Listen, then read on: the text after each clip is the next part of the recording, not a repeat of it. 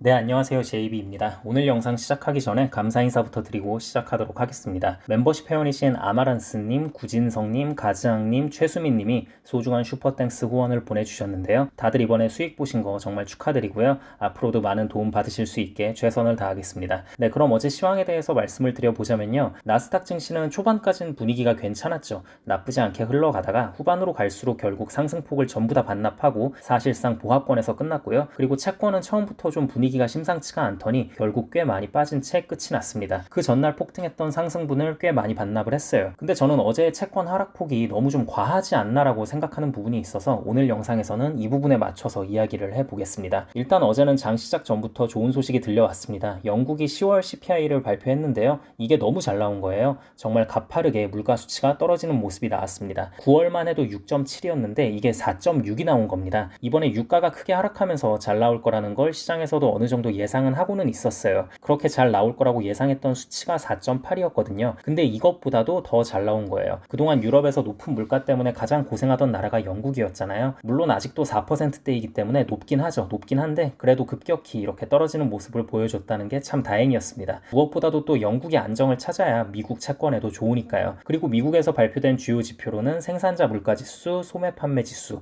그리고 굳이 하나 더 넣자면 뉴욕 엠파이어 스테이트 제조업 지수가 있을 것 같아요. 뉴욕 엠파이어 스테이트 제조업 지수를 제가 왜 별로 중요 지표로 넣고 싶어 하지 않는지에 대해선 따로 또 설명을 드리겠습니다. 자, 일단 생산자 물가 지수는 정말 좋게 나왔습니다. 근원 수치와 전체 수치 모두 전년 대비로 보나 전월 대비로 보나 아주 큰 폭으로 빠지면서 좋게 나왔어요. 생산자 물가 지수라는 건 결국 생산자들이 어떤 제품을 생산할 때 들어가는 각종 비용들, 뭐 인건비라던가 원자재라던가 뭐 이런저런 것들을 다 합친 수치를 조사해서 내놓는 거거든요.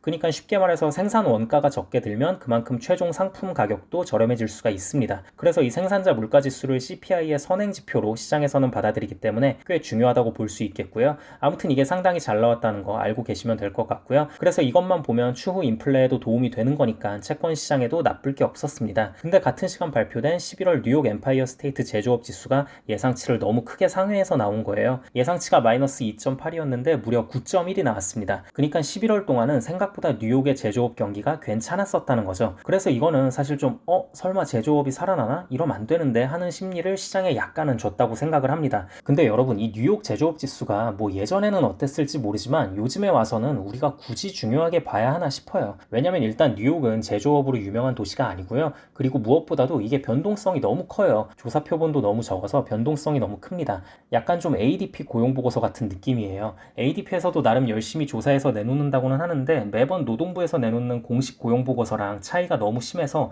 이제 갈수록 좀 시장에서도 아예 신경도 안 쓰는 분위기잖아요. 뉴욕 제조업 지수도 그냥 그 정도 느낌으로만 받아들이시면 될 것 같고요. 결국 어제 중요한 건 소매 판매 지수였습니다. 소매 판매가 예상치보다 더 잘 나온 거예요. 예상치는 전월 대비 마이너스 0.3을 예상했었는데 마이너스 0.1이 나왔습니다. 참고로 말씀드리자면 소매 판매 지수는 전년 대비 수치보다는 이 소비자들의 추세를 보는 게 중요하기 때문에 전월 대비 수치를 더 중요하게 칩니다. 전년 대비는 사실 크게 의미가 없어요. 아무튼 인플레는 아무래도 소비가 둔화되는 모습을 띠는 게 좋겠죠. 근데 이게 예상치보다 잘 나와버리니까 채권이 급격히 더 하락폭을 키웠습니다. 이때를 기점으로 나스닥도 힘이 빠지기 시작했고요. 근데 이걸 보고 또 그렇게 생각하는 분들이 계실 수 있어요. 아니 근데 그래도 어쨌든 마이너스 성장한 건데 이게 그렇게까지 신경 쓸 사안인가? 라고 생각을 하실 수도 있습니다. 근데 이게 뭐가 문제냐면요. 이 수치가 전월에는 플러스 0.9였거든요. 그러니까 여기서 이게 좀 팍팍 꺾여줘야 되는데 0.1밖에 안 꺾였다는 걸 시장에서는 안 좋게 볼 수밖에 없었습니다. 네, 이 정도가 어제 주요 시황이라고 보시면 될 것 같고요. 근데 그냥 저는 들었던 느낌이 채권이 너무 과하게 빠진 게 아닌가라는 생각이 들었습니다. 물론 채권 하락이 아예 이해가 안 되는 건 아닌데